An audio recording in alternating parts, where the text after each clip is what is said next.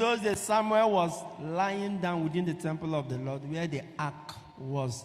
Remember, I had told you that the ark of the covenant those days is the equivalent of the tabernacle where the Blessed Sacrament is. So when you enter where the Blessed Sacrament is exposed or where the tabernacle is when you enter the church, what are you supposed to do? You either genuflect or you bow for those who have problem with their knees, or you do the profound genuflection. You genuflect with your two knees and then you bow. Those are the right postures or positions. But here the Bible says Samuel was lying down before the ark of the Lord. He wasn't even oblivious of the presence of the Lord. He was lying down. That is a wrong posture. Those who lie down perpetually are these three sets of people. Infants, they can't sit, they can't crawl, they can't walk. Abi? So what do? They lie down. The sick, those who are bedridden. Abi? Or those who are sleeping. Samuel was not sleeping. He was not an infant. He was not sick, but he was lying down. Wrong posture. That's a problem. Now that's why the voice of the Lord came and called him to get up. After Samuel has got up and started listening to the Lord, the closing part of the verse is say, and Samuel grew.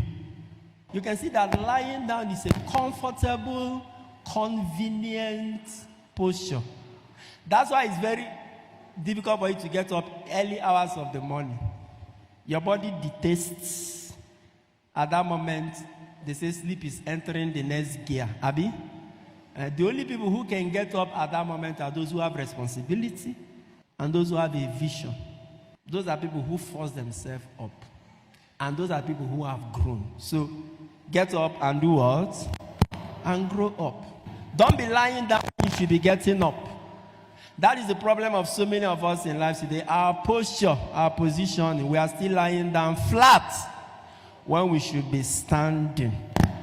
Psalm 122, I was glad when they said to me, let us go to the house of the Lord. And now our feet are standing. Tell somebody, stand, stand, stand. Some of us are supposed to be standing, but we are lying down flat. Your posture in life. Why are you still lying down when you should be up? Some of us are lying down. You are a bachelor, spinsters. You are not yet married. You are still lying down in spinsterhood and bachelorhood. Get up. Listen, I don't see marriage as an achievement. Marriage is not an achievement. It is a vocation. So get me right. It's not an achievement. It's a vocation. And I can't never ever shame anybody for not getting married. So I'm talking to a specific group of people now. Those men, money is not your problem. You are working. You are comfortable. You have reached the age. You are not having any plan to enter seminary and become a priest.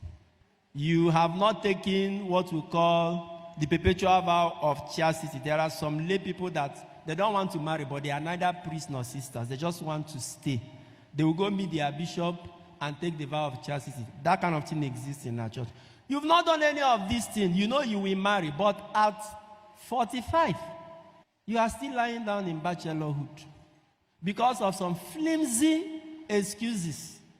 Maybe because you had a heartbreak incident, or you don't want commitment. You know, some men don't want commitment. Saying, "Nah, happen that thing. One woman will come and tie me down now," and all of that. Get up. For some guys, they say, "Okay, we have not seen the right girl." My friend, get up. Pick the girl that is by your left. Bring her to the right.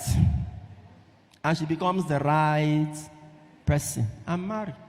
You have no excuse, no genuine excuse not to marry by now. You are not married. You are still lying down when you should be up.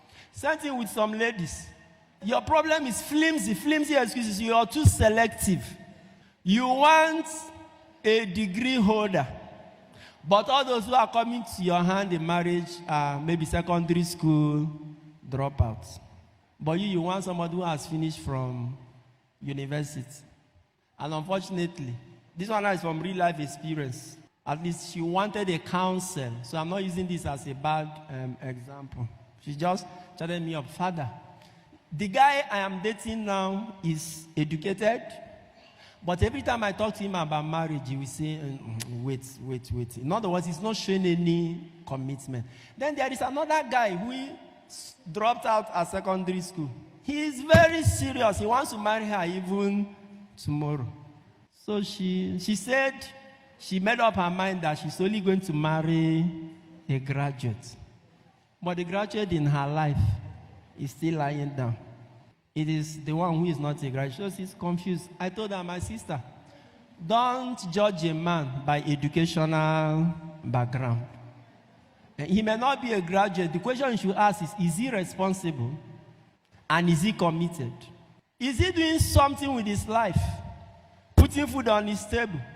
Has he given you the signs of a man who will take care and support his wife? That's all you need. Not a graduate. What do you want a graduate for? So that when you come to occasion, he will carry microphone and be speaking English. Who English help? All those who speak good English in Nigeria, how many of them have become presidents? Among the richest people in Nigeria, how many of them are professors? I beg you, my dear sister, wake up. Help me tell somebody, wake up. And she said her clock is ticking. I beg, if the professor in university does not want to give you the ring, carry the one we finished from secondary school. At all. The success of your marriage will not be dependent on academic qualification. It's on the person. So I don't know what is keeping. If it is flimsy, this message is for you this morning. Get up, my brother, my sister. To watch full videos and get notifications for new ones, please subscribe to my YouTube channel. God bless you. Sign up with the largest community of Catholics online. Make new friends, chat, post pictures and videos, make and receive audios and video calls, interact with lots of priests and religions. Download the app from Google Play Store.